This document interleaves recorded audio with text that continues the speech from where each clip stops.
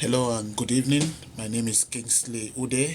I'm here tonight to give you a very brief demo of the project I'm currently working on, which is titled Integration of Industrial Wireless Gateway with MS Azure IoT Hub.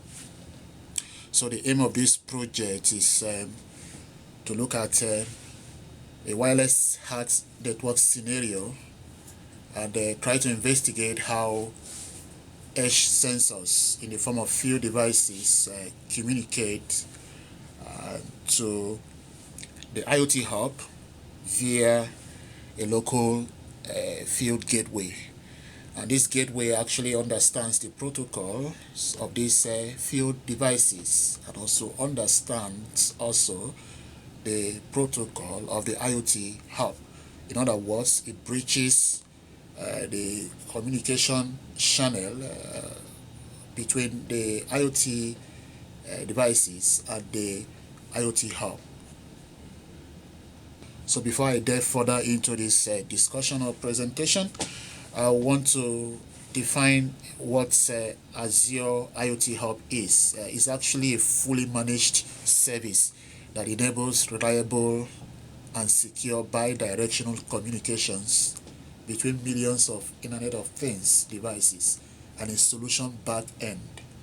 So what Microsoft does is to provide a kind of cloud offering or offerings where different forms of services are hosted in a managed service fashion um, that help uh, individuals to tailor their IoT solutions to their specific application requirements. So let's have a look at the Microsoft Azure Hub. Here I created a Microsoft, an IT hub, an IoT hub rather, called Manufacturing Hub. So it's on the Microsoft portal. What this hub gives us is just a timely information, a kind of snapshot of what I have here. So far, I've exchanged 27 telemetry messages between the few devices and the IoT hub, and also I have 4 devices connected. That is 4 devices registered on the IoT hub. Here also we see some map here, timely information, telling us something about. I think I have to reduce this. The time at which these devices were connected and the number of telemessages that have been um, exchanged. So what Microsoft does is to provide SDKs, that is software development kits, in the form of libraries. They put these libraries on the GitHub site as an open project. So what developers and other IT vendors would do is to get any of these SDKs and use them to develop apps that communicate with real devices as well as simulated devices. So in this case, I have the gateway SDK and also the devices SDK. Uh, implemented in such a way that low power devices can communicate to a low gateway field device, and this IoT field device field gateway in turn will communicate or talk to the IoT hub through this protocol, advanced messaging queuing protocol. So what happens here is that I have a field gateway, a local field gateway, which is intelligent enough or smart enough to handle communication uh, coming from the field devices to the IoT hub.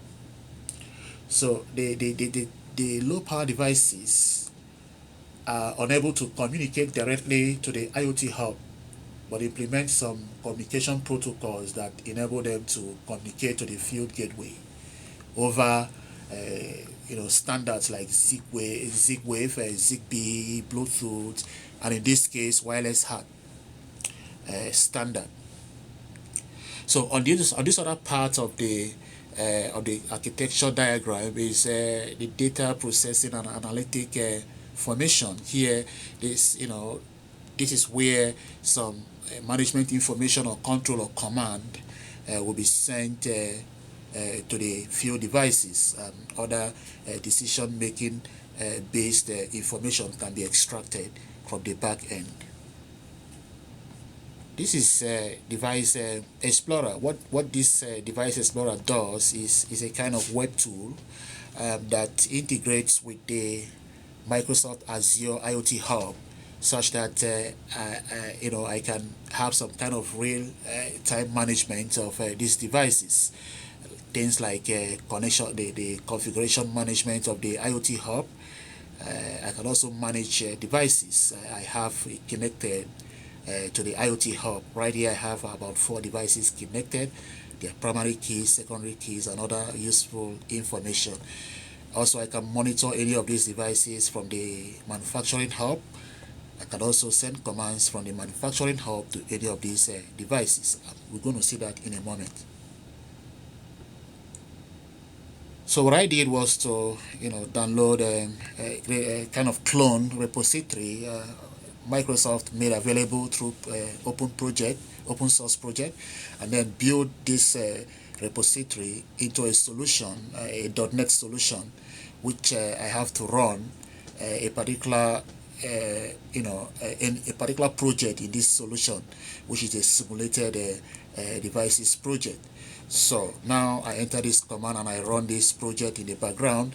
Right here, the applications that implement or controls the field devices and the gateway devices is running in the background.